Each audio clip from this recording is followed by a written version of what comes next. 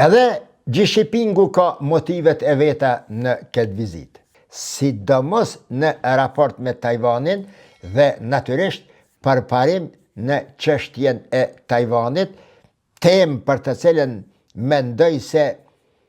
ka çka të flitet, ja vlen të bëhet një video, sepse dikur kam qenë një negociator, mos të them negociator se po tingëllon shumë, përderisa jemi të folë për Xi Jinpingu dhe Tajvanin, kam qenë një ndërmjetësues shumë i ndjeshëm dhe interesant midis Tajvanit dhe disa vendeve në botë, e sidomos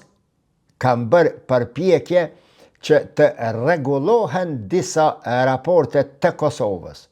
në kohën kur e shpall pavarësinë me Tajvanin, çështje të cilën pala kosovare atë botë e pati pa diçka si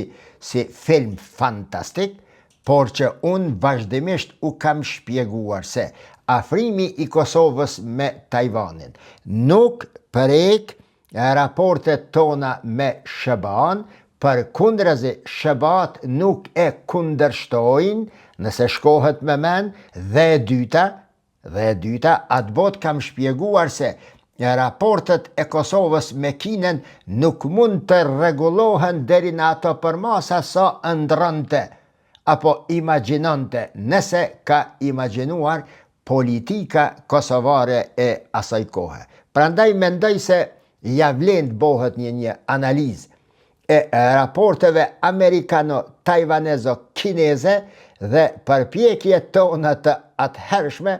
që të ndërthurremi në diçka si të këtill, një ofrim strategjik me nuanca natyrisht ekonomike, shumë përfituese për Kosovën e pak përfituese për Tajvanin. Tajvani kërkonte vetëm një krah, apo një zë, apo një emër më shumë që do të fliste